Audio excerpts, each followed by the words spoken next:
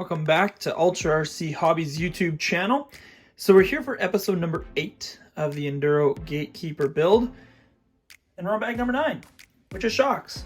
So perfect timing, spring is right around the corner. Get it? It's a shock joke. Sorry, super terrible. But yeah, we're gonna be building shocks on today's episode of the Gatekeeper build. Tools you will need for this are going to be Techno or any shock shaft pliers. You're also going to need stuff like this, so you can use the Avid Slop O-ring grease. Losi, Team Associated, they all make a shock O-ring grease as well. 110 RC makes some. Anything to lube up the O-rings inside these shock bodies so you get less stiction and less maintenance overall. The kit does suggest to use shock oil to lube the O-rings, which is right here. Use shock fluid. The downside with that is it will expand the O-rings and it will create a ton of stiction, so I prefer to use the O-ring grease. It's just a racing thing. I've seen people do it, it works okay, but usually what happens is you get the truck where it sits down and it's been sitting for a while, you try to push it down and it's rock hard. So that's why I like the O-ring grease. But anyway, getting into the video, we're going to get right to it, but don't forget to like, comment, and subscribe. The Gatekeeper's almost done, and we're going to have tons of unboxing, new builds, stuff like that coming in the next few weeks, because trucks and other items are coming down the pipeline. So super pumped about that. So yeah, let's just get right into it.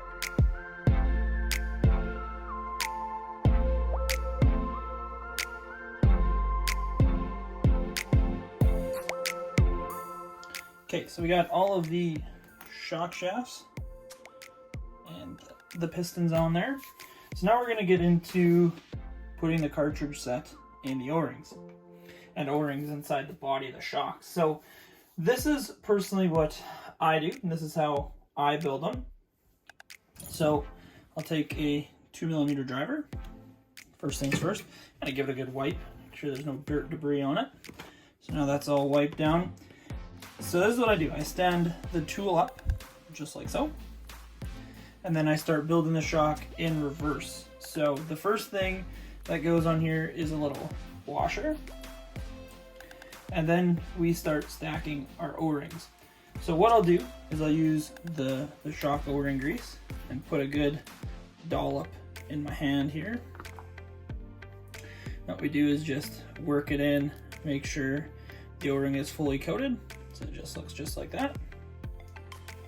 Stack that baby on there, just like so. And then we have a spacer, so that's the next thing on the list. And then it's our last O-ring. So then do the same thing. Get that O-ring nice and coated full of O-ring grease. And make sure you work it in really, really good. So O-ring is completely covered. Stack it down. So now you have that whole cartridge set built. And any of the extra O-ring grease on your hand, just work it in. Take your shock body, slide it down, bing, bang, boom. The whole shock's built in there, not wasting any grease or anything like that. So now we want to do that process 3 more times, and yeah, then the shocks will be ready to continue on and do some extra stuff. So let's just get that done. Okay, so now we got all of those put together, all the cartridges in the bottom of the body.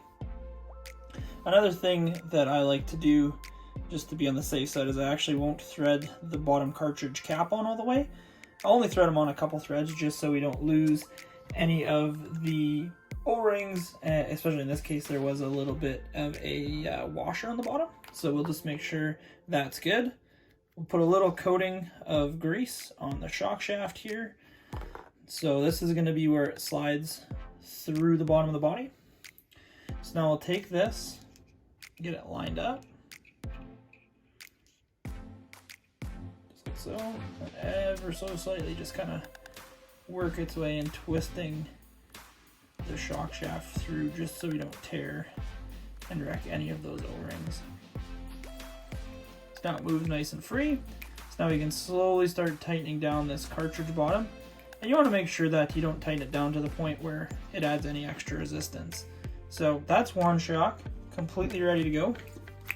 We'll clean all of the extra shock O-ring grease off of it. Moves nice and free. So now we'll take our Techno shock plier tool and we'll thread the rod end on. So the nice part with the Techno tool is it has a 3 and the 4 mil rod end holder, and the nice part is the actual shock shaft is going to be stronger than the tool, so you really don't have to worry too much about marring or scoring it. And just hold it really good, twist on the rod end. Associated doesn't give us a length of what they want for shock length, so from the bottom of the cartridge to the O-ring or the rod end. So what we're gonna do is we're just gonna get it to the point where there's no threads exposed, and then we'll measure them all up. So you can see on the bottom of this body we used all the threads, and now we're covering all the threads, and then we'll measure from the bottom of the cartridge to the top of the rod end to get them all exactly the same. So there we go, that's one done. We'll do the same on the 3 others, but we'll fill this up as well. So Team Associated wants us to use 300 CST oil.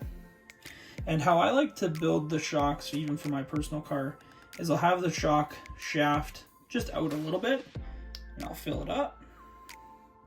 And the cool part is, as you pull this down now, you can see all the air bubbles coming in from underneath. Fill it up some more, continue the same process.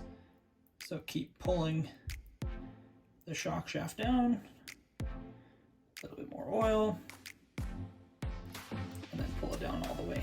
So now we're about half full. I usually don't like filling it up all the way just because I like to fluctuate the piston in the oil. So just fluctuate it a couple more times, get all the air bubbles out, and you can see there's a bunch of air bubbles. And then I'll just put it in a shock stand. This is the ProTech RC stand. It's super handy, has a magnet in the front, so you can maybe throw, you know, rod ends or something on there. It has a little cartridge on the bottom as well for putting O-ring grease, things like that. So we'll repeat the same process 3 more times and continue on. So we have all the shocks built. This is the first one we did there. So the nice part with not filling it all the way up with oil is it takes far less time for the actual air bubbles to get under the piston to the top and out of the body quicker.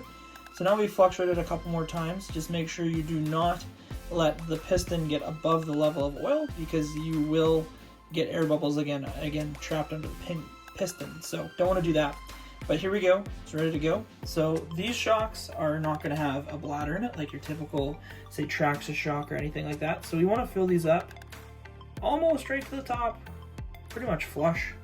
You can see that it's not domed over. Take our shock cap, and the biggest trick with plastic shock caps and aluminum bodies is you actually want to twist them backwards. So you hear that click, and then you know you're threading it correctly, and tighten it up. You know, I get these ones very tight to make sure you engage the O-ring. And there we go. So if you put a little bit too much oil in, you might get a little bit of pressure at the top. So they actually say to back off the thread about a quarter turn and bleed off any pressure, but I'm pretty happy with that. It's a little bit of rebound, which is good. I mean, if we really wanted to, we could do the same thing. Just loosen this off just a smidgen, tilt it at an angle, hear that pressure pop, and then tighten it down. You can see there's a little bit of oil there, but now you have pretty much a completely dead shock with 0 rebound. So the biggest trick is wipe off all the extra shock oil, and then we can put the threaded preload collar on. And a lot of people say, where does this O-ring go? Because I've seen that before, where the O-ring itself is just on the body like that underneath the spring preload retainer. Not quite right. There is a teeny tiny little groove in here. So this O-ring does sit in the groove. So it just drops right in there. And another thing I see people not doing is putting a little bit of shock oil inside that groove. So just go like that, take your pinky finger, roll around a couple times, let's get some shock oil to lubricate the O-ring here. And again, same thing, push it up, twist it backwards until you feel the thread start, and just twist it up. So it's way easier to do that now the O-ring isn't going to stick on the body. And kind of a thing I like to do as well, this is kind of more on the race car side of things, is I will just thread it all the way to the top.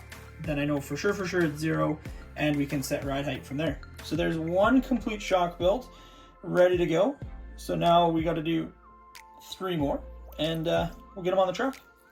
Okay, so all the trucks are ready to get put on the truck. So the front shocks are going to use the gray spring, which is right there on the bottom of the spring as that gray color. And the rear ones use the blue spring. So the rear spring rate is a little bit harder than the front. So they actually are calling for 3 millimeters of travel here. So if you don't have a set of calipers, digital calipers, to measure the distance from the top of the spring collar to the bottom of the shock body, you can always use a 3 millimeter Allen key. So right there, boom, 3 millimeter. So now they're all exactly the same. So that is the last tip and trick. We're gonna get these installed onto the truck. But that's it for episode number 8 of the Enduro Gatekeeper build. Thank you so much for watching. If you liked the video, give it a big thumbs up, and then comment if this helped you any. And don't forget to hit that subscribe button and the bell to make sure you don't miss out on any notifications from the Ultra RC Hobbies YouTube channel. And thank you everyone so much for watching. We'll catch you on the next one. Bye.